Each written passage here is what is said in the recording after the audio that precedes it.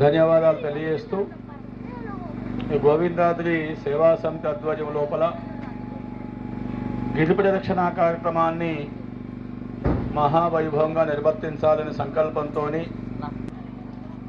గిరి ప్రదక్షిణ కార్యక్రమాన్ని వైభవంగా నిర్వర్తిస్తున్నారు. వారిని అభినందిస్తూ ఇది మనకు తెలంగాణ రాష్ట్రంలో గోవిందాద్రి స్వామి దేవాలయంలో ప్రారంభమైనటువంటి ఈ గిరి ప్రదక్షిణ ఇవాళ రాష్ట్ర వ్యాప్తంగా విస్తరించింది.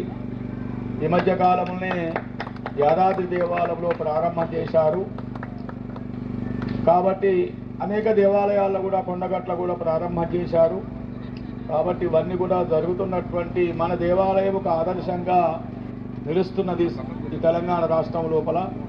కాబట్టి భక్తులు కూడా ఒక మంచి వాతావరణంలో ఒక ఆధ్యాత్మిక భావనతోని అదేవిధంగా ధార్మిక భావనతోని మన సమాజంలో మనం ఉన్నాము అని చెప్పేసి తెలియజెప్పాల్సిన బాధ్యత ఉన్నది. దీనికి గాను ఈ దేవాలయంలో పనిచేస్తున్నటువంటి అర్చకులు కూడా భక్తులకు సహకరించాలి. భక్తులుంటేనే దేవాలయాలు, భక్తులు లేని దేవాలయాలు చాలు. కానీ భక్తులతో తోడ్పాటుతోనే ఏ దేవాలయం భక్తులు ఎక్కువ సంఖ్యలో ఎక్కడుంటే కూడా అక్కడ రాజకీయంగా కూడా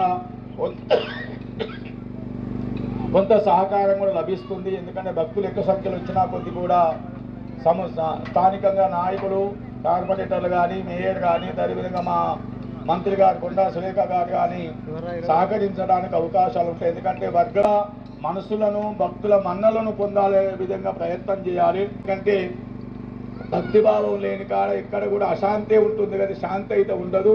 కాబట్టి ప్రతి ఒక్కరు కూడా మానసిక ప్రశాంతతతోని అందరం అర్చకులకు కూడా ఎవరి సొంతం దేవాలయం కాదు, భక్తులది సొంతం దేవాలయం. వాస్తవం చెప్పాలంటే ఇక్కడ ఎవరి సొంతం కాదు, ఎవరు శాశ్వతం కాదు కూడా.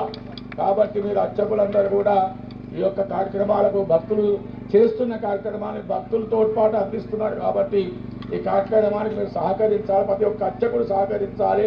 భక్తులు ఇంకా భక్తులను ఎక్కువ సమీకరించే ప్రయత్నం అర్చకులు చేయాలి.